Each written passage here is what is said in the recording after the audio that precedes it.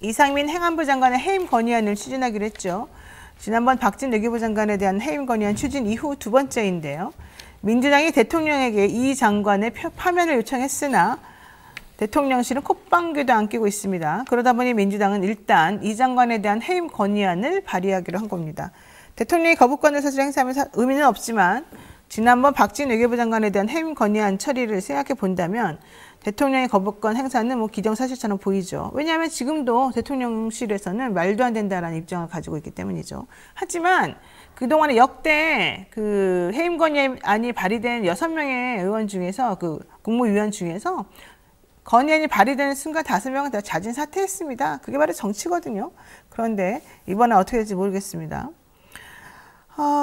결국 민주당에서 이상민 장관 해임 건의안을 얘기한 건 무슨 뜻이냐? 무능한 정권과 정부에 대해서 상징적으로 성토하겠다라고 하는 의미가 있는 것이다.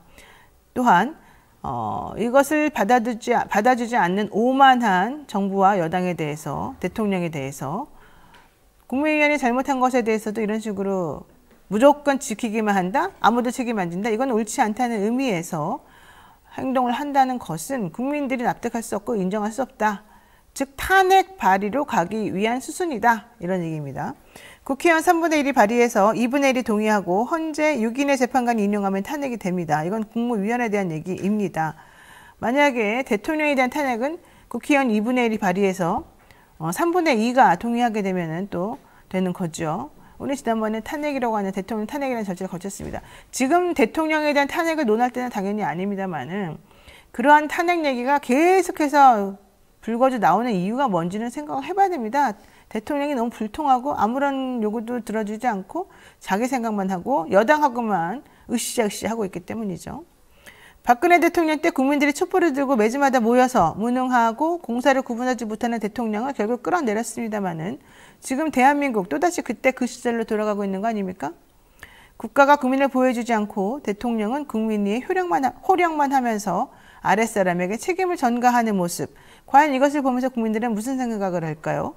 국민과 소통하겠다던 대통령은 점점 불통의 늪으로 빠져들어가고 급기야 청와대 이전의 명분마저 잊어버린 상황입니다.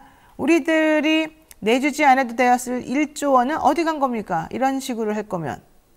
그런 상황에서 검찰권을 장악한 대통령과 법무부 장관은 국민들을 향해서 공포정치를 지금 시작하고 있습니다. 민주당은 29일 의원총회에서 해임 건의안을 당론으로 발의하고 다음 달 2일까지 이상민 장관에 대한 해임 건의안을 통과시키는 것으로 가닥을 잡았습니다마는 결과적으로 해임 건의안 발의 후 첫 번째 열리는 본회의에서 24시간 내지 72시간 이내에는 결론을 내려야 됩니다. 지금까지는 국회에서 해임 건의안이 발의되면 대부분 자진 사퇴했지만 이번 정부에서는 그러지 않을 것으로 지금 보입니다. 야당을 무시하는 여당 그리고 정부이기 때문이죠. 어쨌든 다음 달 1일과 2일 각각 본회의가 예정이 되어 있으니까 해임 건의안 처리가 되겠지만 거부권도 당연히 행사가 될 것으로 여기고 결과적으로는 탄핵으로 가든지 안 가든지 혹은 민주당은 장애 집회를 하든지 말든지 좀 시끄러운 상황이 벌어질 것 같습니다. 제발 국민의 말을 듣고 국민을 위하는 정치를 해주면 좋겠다 이런 생각이 드네요. 이상 영희 생각이었습니다.